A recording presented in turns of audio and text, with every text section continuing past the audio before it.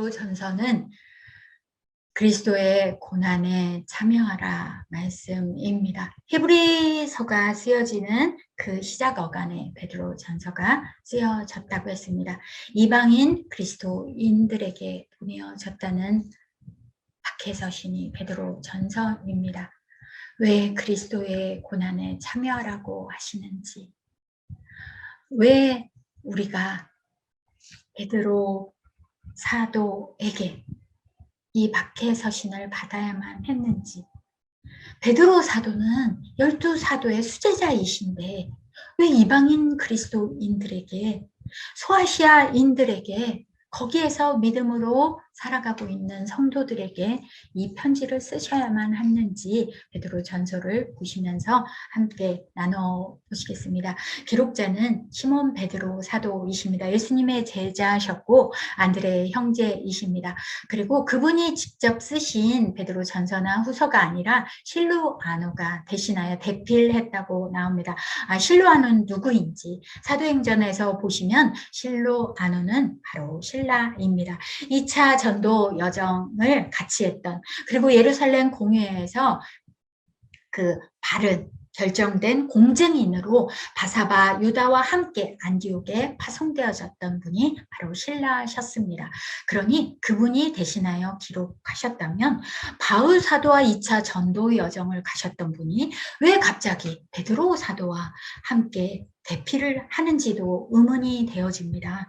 그리고 왜 이방인 그리스도인에게 베드로 사도께서 말씀을 서신을 보내셨는지도 되게 애매한 상황이니까 이것을 살펴보겠습니다. 소아시아 북쪽 지방에 흩어진 소수의 유대 기독교인들에게도, 그리고 이방인 기독교인들에게 보내어진 말씀이 베드로 전서입니다. 본도, 갈라디아, 갑바도기아, 아시아, 비두니아에 있는 교회에 보내어졌습니다. 그러면 여기에서 잘 보시면 갈라디아 지역도 사도 바울께서 말씀 전하셨던 곳이고 아시아도 그렇게 전하셨던 곳인데 왜 사도 바울께서 쓰시지 않으셨나? 그리고 근거는 흩어진 나그네, 그리고 전에는 백성이 아니었더니, 그래서 이방인 그리스도인들에게 쓰신 건 맞은데, 흩어져 있는 유대인 그리스도인들에게 쓰신 말씀은 맞은데 베드로 사도께서 쓰신 이유를 보시면 소아시아 행정구역이 이게 로마 행정구역인데요. 잘 보시면 이 베드로 전서가 쓰여지는 곳이 저희 길리기아 게이트 기억나시죠? 길리기아가 있고 이렇게 게이트가 있으면 거기에 갑바도기아가 있습니다. 그리고 본도가 있습니다. 그 옆에 비두니아가 있습니다. 그리고 그 밑에 아시아가 있습니다. 그리고 갈라디아가 이렇게 모래시계처럼 있습니다. 그러면 지금 위쪽에 있는 부분으로 이 서신서를 쓰고 있습니다. 그런데 저희는 분명히 바울 서신서에서 2차 전도여정, 3차 전도여정을 이렇게 보더라도 저희는 분명히 비두니아, 갑바도기아, 본도 이 부분에 대한 것은 저희가 듣지 못했습니다. 갈라디아, 아시아에 관한 복음 전도의 여정은 저희가 들었습니다. 그렇다면 갈라디아 북부 쪽은 베드로 사도께서 복음을 전하셨고, 그리고 북쪽 위주로 사역하신 분이 베드로 사도라고 저희는 보여집니다. 왜 북부 지역의 교회들인지 베드로 사도께서 저희가 기원 후 44년에 헤롯 아그리파 1세에 의해서 박해를 받아서 누가 돌아가셨다고 했냐면 야고보 사도께서 돌아가셨다고 했습니다. 그래서 예루살렘을 사도들이 떠나고, 그리고 안디옥에 거쳐서 소아시아 지역에 전도를 하셨다고, 그리고 고린도 지역을 지나서 로마까지 가셨다고, 그렇게 저희는 이 유추를 해보는 것입니다. 그러니 갈라디아 2장 11절에 그렇게 잠시 바울 사도를 만나셨던 베드로 사도께서 소아시아 지역 전도를 하고 고린도 지역을 떠나서 로마까지 가셨다고. 그래서 북부 지역은 베드로 사도께서 사역을 하셨기 때문에 갈라디아 북부 지역은 베드로 사도께서 교회를 세우셨고 남부 지역은 바울 사도께서 세우셨다고 그렇게 생각을 해보시면 됩니다. 그런데 적어도 아시아 지역, 적어도 갈라디아 지역은 바울 사도께서 복음을 전하셨기 때문에 거기에 있는 교회들이 박해 가운데 어려움에 빠져 있다면 서신을 보내실 만도 한데 왜 그랬는가? 이게 저희가 이 베드로 전서가 쓰여지는 게 62년부터 63년이잖아요. 이때 어간의 62년에 바울 사도께서 그 박해되었던 감금되어졌던 에서 풀려나셔서 5차 전도 여정을 가신 걸로 저희가 그렇게 살펴봤습니다. 그러니까 전도 여정 중이기 때문에 본인이 개척하셨던 소아시아 지역 그리고 또 돌아보았던 남갈라디아 지역의 어려움을 정확히 파악하고 서신을 쓸 상황이 아니었던 것입니다. 그래서 그것을 저희는 그냥 바울 사도의 부재 상황이었기 때문에 베드로 사도께서 북쪽 지역에 그렇게 서신을 쓰셨다고 보시면 되겠습니다. 그래서 반기독교적인 정서가 확산되어지고 있었습니다. 로마 지역에서 아시아 지역으로 퍼져가고 있었고, 그리고 기독교가 불법 종교로 인식되지는 않았지만 이 로마의 반기독교 정서가 유대인들의 선동에 의해서 계속 퍼졌기 때문에 로마 지도자들에 의해서 또 어려움이 생겨졌고, 그리고 복음을 전하다 보니 유대의 상황이 지방행정관들의 실정으로 어려움이 생겨졌고, 기독교 박해가 유대인들에 의해서 최고조로 있어졌고, 그리고 유대 반란은 훨씬 전이었고요.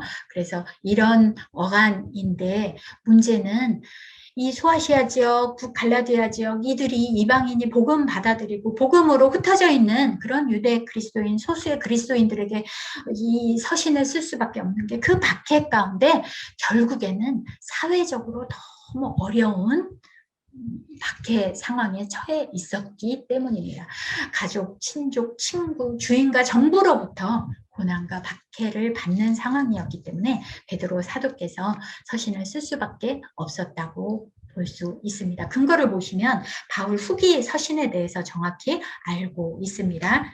나와 있고 실로아노, 실라, 마가가 언급되어졌고, 그리고 바울이 개척한 교회로도 공통점도 있고, 그리고 박해가 시작되어지고 연단하려고 오는 불시험이라는 그런 박해 상황을 간접적으로 표현하고 있는 그 언급을 통해서 부재 상황, 바울 사도께서 편지 쓸 수 없는 그 상황 속에서 쓰여진 편지로 보고 있습니다. 이 표를 보셔도 서바나 전도 여정은 62년, 63년입니다. 그리고 후서가 쓰여지는 그 어간에는 또 뭐 그레데, 밀로도, 골로새, 에베소, 빌립보, 고린도 그렇게 바울 사도께서 5차 전도 여정을 가시는데 여기서는 아시아 지역을 가기 때문에 아시아 지역에 특별히 이렇게 전도 여정 중에 있기 때문에 편지를 쓸 수 없고 필요한 것은 직접 가셔서 말씀을 하셨겠죠. 그러니까 그런 상관이기 때문에 부재 상황이라고 보시면 됩니다. 기록 목적입니다. 소아시아 지역의 기독교 박해와 관련해서 서신이 기록되어졌습니다. 사회 제도 안에 관계 속에서 박해 상황 속에서 이 박해 상황을 결국 어떻게 견뎌내야 되는지 사도 베드로께서 하나님의 은혜 안에서 인내하면서 견고히 믿음을 지켜내도록 권면하시는 말씀입니다. 그리고 믿음으로 당하는 고난은 바로 그리스도 예수님의 고난에 동참함이라는 말씀을 주십니다. 그러니 예수 그리스도를 믿고 그분을 닮아가고 그분을 따라가는 그런 삶이라면 믿음이 자라가는 과정 중에 있는 고난이니 근심하거나 비통에 빠지지 말고 하나님을 신뢰하면서 견뎌내도록 그런 믿음을 권면하는 말씀입니다. 우리는 고난에 동참하라 그러면 어려움을 견뎌내라는 그런 말씀으로 주시는 보이는데 박해의 상황 속에서 이들은 사실은 이방인 그리스도인들이 복음을 전했다면 이들은 사회적 약자들이었습니다. 그러니 그 약자들이 주인에게 그리고 로마 권력자들에게 그리고 가정 내에서도 우상 숭배하는 그런 가정 내에서도 핍박받는 그들에게 그 약자들에게 믿음으로 견뎌낼 수 있도록 권면하시는 말씀입니다. 왜냐하면 고난의 본을 보여주셨고 산소망이 되어주시는 예수 그리스도 안에서 고난을 받는 성도라는 그런 확실한 믿음의 권면을 주시고 위로를 주시는 말씀입니다. 그러니 예수 그리스도 그분의 고난에 참여함을 오히려 즐거워하고 인내로 끝까지 견디라고 합니다. 그러면서 선을 행하면서 순종한다면 마지막 축도로 마무리하면서 결국에는 주님께서 우리의 믿음을 견고히 세워주실 것이니 산소망을 그렇게 소개하면서 그리스도의 고난에 참여하라고 말씀하십니다. 2절까지 저희 보시면 2장 10절까지는 그리스도인의 정체성에 관한 말씀입니다. 그리고 2장 11절부터 5장 14절까지는 그리스도의 고난에 참여하라 그런 권면의 말씀을 주십니다. 먼저는 그리스도인이 된 정체성이 얼마나 크신 은혜인지, 그리스도인의 특징이 무엇인지, 그리고 그런 은혜를 받은 자들은 모든 행실에 거룩한 자가 되라고 권면하십니다. 그리고 우리의 신분이 어떻게 변화되어졌는지 정확히 말씀을 해 주십니다. 바로 하나님의 백성이라고 말씀하십니다. 출애굽기 19장 5절 6절 거룩한 나라 하나님의 소유된 백성됨이 얼마나 큰 특권인지 그런 자들은 우리가 이제 특권 속에 하나님께서 주신 사명의 삶을 살아야 되는데 이제는 그리스도의 고난에 참여하는 것, 인간의 모든 제도를 주님을 위해서 순종하라고 합니다. 그냥 참고 그냥 견뎌라. 아니라 주님께서 먼저 고난을 견뎌내신 순종의 본을 보여주셨기 때문에 아버지께서 죽음까지도 구원을 위하여서 뜻하신 바에 순종하셨기 때문에 주님을 위하여서 우리도 그 순종의 길을 따르라고 하시고 의를 위하여 고난을 받으며 선을 행하라. 그리스도 예수 그리스도의 마음으로 고난을 받으라. 그리스도의 고난에 참여하는 것을 즐거워하라. 그렇게 마지막 권면으로 끝내집니다. 그러면 이거 해라 저거 해라 계속 말씀하시는 게 얼마나 큰 저희에게 권면으로 다가오는 게 두려움으로 다가올 수도 있잖아요. 그러니까 우리에게 이루어 주신 은혜가 얼마나 큰지를 먼저 설명해 주십니다. 고난 받는 거 우리에게 주셨던 은혜에 비하면 비교가 되어지지 않는 영원한 은혜, 산소망을 주신 것을 정확히 설명해 주고 계십니다. 그리스도인의 특징을 보시겠습니다. 먼저 인사드리는 건 아까 지도를 통해서 보셨습니다. 그리고 그리스도인이 소유한 게 무엇인지, 유업이 무엇인지를 말씀하십니다. 우리 주 예수 그리스도의 아버지 하나님을 찬송하리로다 그렇게 말씀하십니다.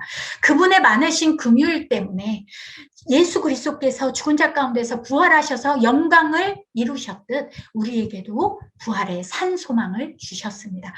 그리고 그 산 소망은 왜 살아있는 소망이냐면 썩지도 않고 더럽지도 않고 쇠하지도 않는 영원한 유업을 잇는 자들로 우리를 부르셨다고 합니다. 우리도 그 유업을 잇는 상속자라고 하십니다. 그리고 그 상속되는 기업, 그 유업은 하늘에 간직하셨다고 합니다. 절대 빼앗길 수 없는 하늘에 간직되어진 그 유업을 받는 그 특권, 그 신분임을 정확히 말씀하십니다. 그리고 말세에 나타내기로 예비되어진 그 구원을 얻기 위해서는 믿음으로 말미암아 하나님께서는 능력으로 보호하셨다고 하십니다. 우리가 아무리 고난 가운데 어려움에 빠져도 하나님께서는 능력으로 보호하시고 계십니다.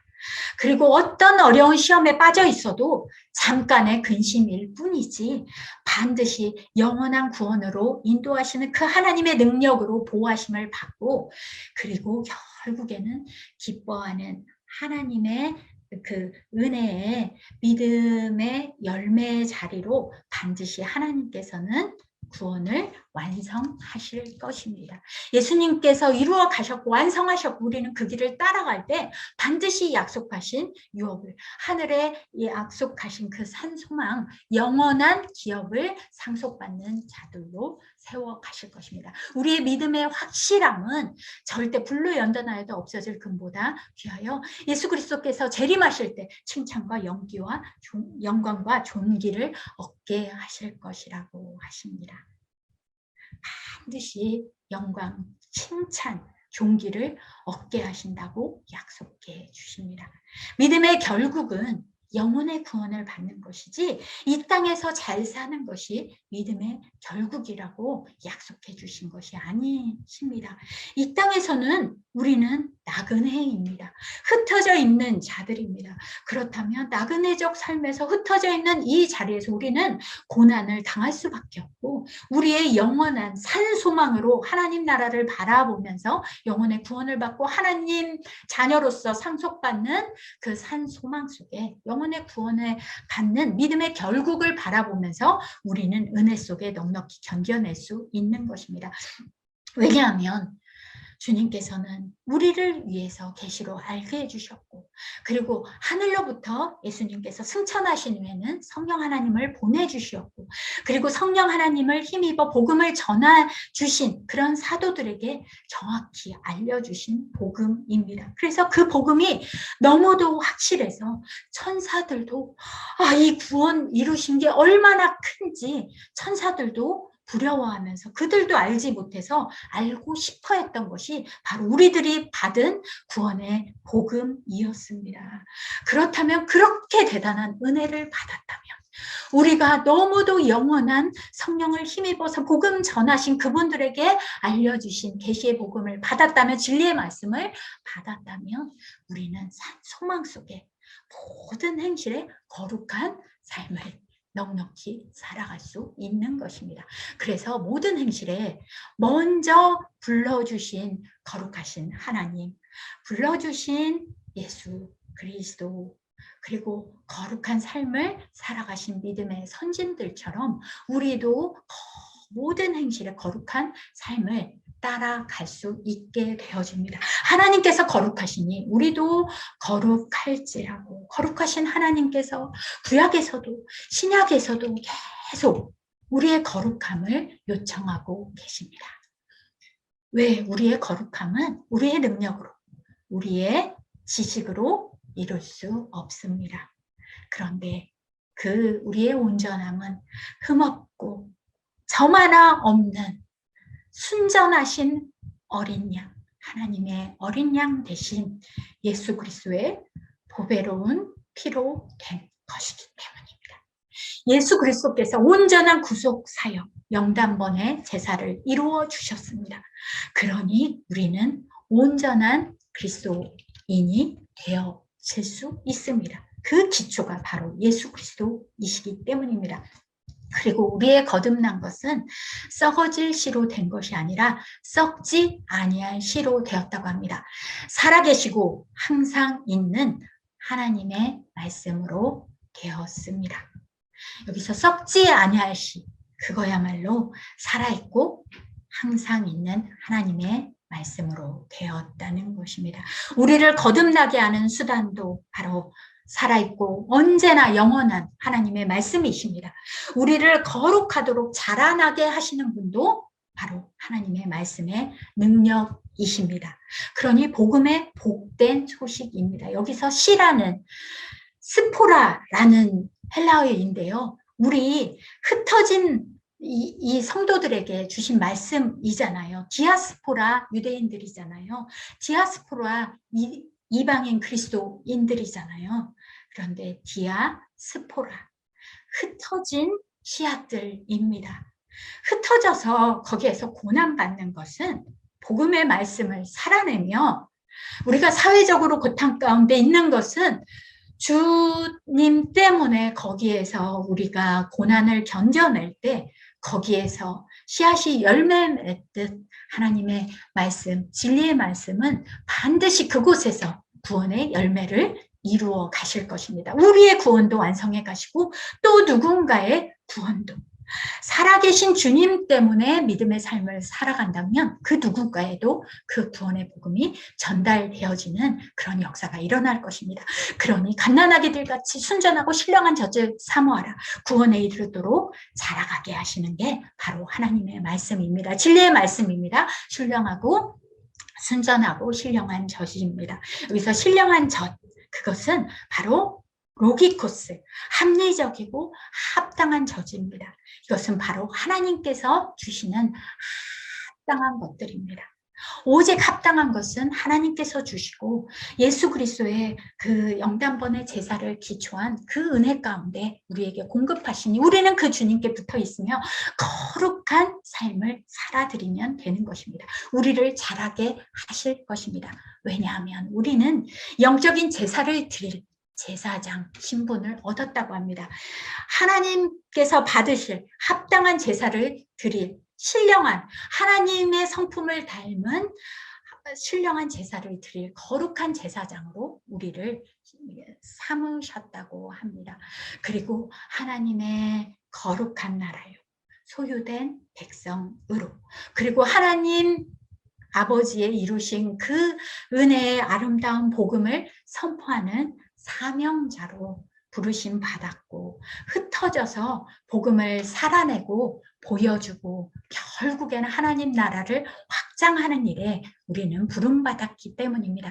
제사장 나라, 거룩한 백성, 그것은 출애굽기 19장 5절 6절에서 하나님께서 온 세계 왕 되신 주님께서 하나님의 특별한 소유, 쉐굴라로 제사장 나라로 거룩한 백성으로 만들어 가신다고 하셨습니다. 구약이나 신약이나 그런 사명자들, 하나님 나라 백성을 세우셔서 그 하나님 나라를 확장시켜 가시는 그 말씀이 택함받은 우리의 사명임을 말씀해 주십니다. 고난에 참여하라고 하심은 먼저는 인간의 모든 제도 가운데 주를 위해 순종하라고 합니다. 먼저는 육체의 정욕을 제어하라고 말씀하십니다. 다신교 사회가 이방인 지역이었습니다. 그러니 우상 숭배하는 그런 사회 속에서 그리스도인이 되었다는 것은 당연히 예수 그리스도께서도 그렇게 죄 없으신 분께서도 미움받으셨듯 당연히 그 주님을 믿고 따르는 하나님의 백성들도 복음을 받아들이고 믿음을 받아들였기 때문에 대적하는 세상의 세력으로부터 미움을 받을 수밖에 없습니다. 그렇지만 우리는 이 땅 가운데서 거루맨과 나그네 같은 자들입니다.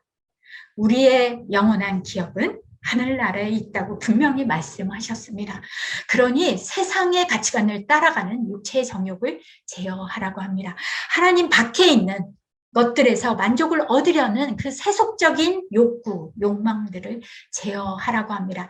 그것들을 제어할 수 있는 것도 우리의 힘으로 할 수 없습니다. 갈라디아서 5장 16절 17절 성령을 따라 행하라. 그리하면 육체의 욕심을 이루지 아니한다고 하셨습니다. 그러니 성령을 따라 하나님을 의지하면서 견뎌낼 때 반드시 우리는 선한 삶을 살아갈 수 있게 하실 것이고 하나님께서는 영광을 받으실 것입니다. 베드로전서 또 2장에서 모든 제도를 순종하라고 하는 거기에서는 가정에서 그리고 사회에서 그리고 또 이 국가에서 그런 어려움 가운데 있는 한 분 한 분들 사환들아 아내들아 누구야 그렇게 말씀하시며 주님 때문에 선을 행함으로 악을 이겨내는 그 믿음으로 견뎌내라고 합니다. 우리는 그 일로 부르심 받았다고 합니다. 예수 그리스도께서 우리를 위하여 먼저 고난 받으시고 우리에게 모범을 보여주셨기 때문에 우리는 그 길을 따라오라고 하셨습니다. 십자가 희생의 모범을 따라가면 되는 것입니다. 그렇게 관계 속에서 순종하라. 결국 그 목표는 혹시라도 배우자의 행실, 그 선함으로 말미암아 구원받을지 아냐고 그런 말씀을 하십니다. 남편들도 지식을 따라서 그 관계 속에서 어떻게건 믿음이 흔들리지 아니하도록 선을 행함으로 끝까지 견뎌내라고 말씀하시는 것입니다. 그리고 악을 악으로 욕을 욕으로 갚지 말라고 하십니다. 왜? 우리는 그 일들을 위하여 부르심 받은 게 아니라 오히려 우리를 악하게 대하는 자들을 위해서 복을 비는 복의 통로가 되어지는 게 우리의 사명입니다. 아브라함 믿음의 조상부터 천하 만민의 복의 근원으로, 복의 통로로 부르셨습니다.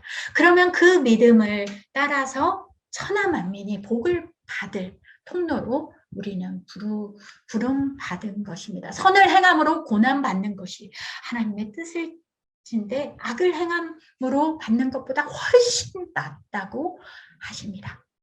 그리스도의 마음으로 고난을 받으라. 예수 그리스도께서 이미 육체의 고난 받으시고 먼저 영광까지도 이루셨으니 우리도 같은 마음으로 그 길을 따라가라고 말씀하십니다. 그래서 하나님께서 이루시고자 하는 그 영원한 하나님의 나라 완성까지 우리는 나그네로서 주님을 따라가며 육체의 남은 때를 살아가면 됩니다. 하나님의 뜻을 순종하며 믿음으로 견디어내며 살아가면 되는 것입니다. 그리고 그리스도의 고난에 참여하는 것을 즐거워하라는 말씀을 주십니다. 너희로 즐거워하고 기뻐하라고 하십니다. 그리스도의 고난에 참여하는데 어떻게 즐거워할 수 있습니까, 주님? 그리스도의 이름으로 치욕을 당하면 14절에 너희들은 복이 있는 자라고 말씀하십니다. 왜? 영광의 영이신 하나님의 영이신 성령 하나님께서 고난받는 그리스도의 이름을 위하여 고난받고 치욕당하고 있는 자들 위해 함께 동행하신다고 하십니다. 그리스도인으로서 고난을 받으면 부끄러워할 것이 아니라 반드시 영광의 영이신 성령 하나님께서 영광의 자리로 인도하실 것이기 때문에 결국에는 하나님께서 영광 받으실 길로 완성하실 것이기 때문에 우리는 흔들리지 않고 예수님을 따라서 믿음의 선진들을 따라서 끝까지 믿음의 선한 일에 힘써 싸우면 되는 것입니다. 마지막으로 장로들을 향해서 젊은 자들을 향해서 권면하고 있습니다. 양무리를 칩는 자들을 장로라고 부릅니다. 요한복음 21장에서 베드로 사도는 주님의 양무리를 예수 그리스도로부터 맡았습니다. 주님의 양무리를 치라 먹이라는 그 사명을 받았듯 이제는 믿음의 지도자는 내가 그렇게 사명을 받았듯 우리의 양이 아닙니다. 하나님의 양입니다. 예수 그리스도의 양무리입니다. 우리의 뜻이 아닙니다. 하나님의 뜻에 따라서 우리는 자원함으로 사명받은 그 자리에서 내 이득이 아닌 하나님의 이익을 위하여서 하나님의 기쁨을 위하여서 그렇게 교회의 양무리를 돌보고 본이 되어지는 삶을 살라고 권면하십니다.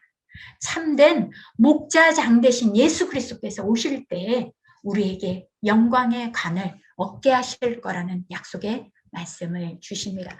그래서 젊은 자들에게는 또 장로들에게 순종하고 겸손하게 따르라고 합니다. 아무리 젊은 혈기가 있더라도 많이 아는 것 같아도 이렇게 지도자로 세운 분들에게 겸손히 하나님의 능하신 손 아래서 서로 겸손하면서 순종하며 따라가면 필요한 때 하나님께서 은혜 베푸시면서 높이실 것이기 때문입니다. 그러니 깨어있고 믿음에 굳건하게 서서 마귀를 대적해야지.